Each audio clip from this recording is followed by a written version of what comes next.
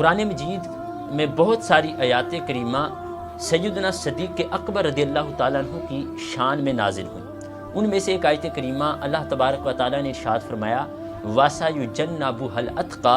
الَّذِي يُؤْتِي مَالَهُ يَتَزَكَّى، فرمایا سب سے بڑے پرہیزگار کو جہنم سے بہت دور رکھا جائے گا، اور وہ جو اپنا مال اللہ کے نزدیک پاک ہونے کے لیے دے دیتا ہے، لوگوں کو دکھانے کے لیے نہیں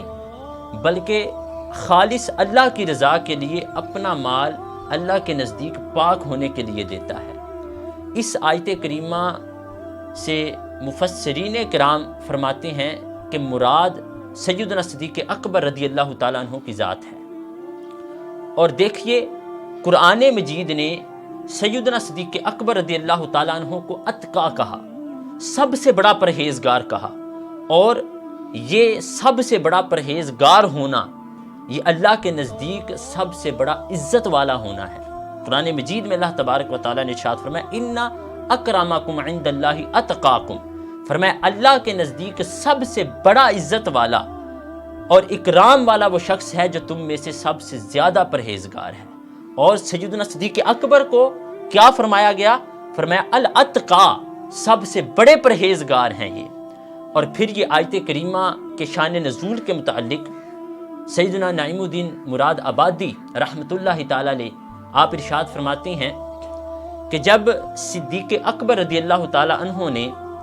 سیدنا بلال حبشی رضی اللہ تعالیٰ عنہ کو آزاد کروایا تو بہت بڑی رقم دے کر آزاد کروایا۔ اس پر کفار نے کہا کہ سیدنا صدیق اکبر رضی اللہ تعالیٰ عنہ نے اتنی بڑی رقم دے کر ایک غلام کو آزاد کروا لیا، ہو سکتا ہے کہ بلال حبشی رضی اللہ تعالیٰ عنہ نے صدیق اکبر پر کوئی احسان کیا ہو جس کا یہ بدلہ چکایا گیا ہے۔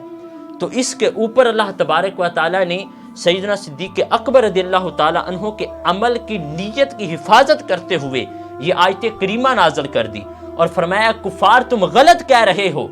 میرے یار کے یار نے جو عمل کیا ہے، بلال حبشی رضی اللہ تعالیٰ عنہ کو جو آزاد کروایا ہے، یہ کسی احسان کا بدلہ نہیں ہے، یہ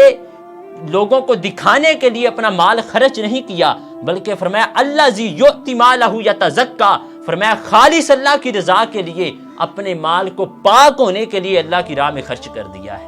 تو اللہ تبارک و تعالیٰ نے کفار کے اس قول کو رد کر دیا اور سیدنا صدیق اکبر رضی اللہ تعالیٰ عنہ کے عمل کی حفاظت فرمائی اور فرمایا الذی یؤتی مالہ یتزکا،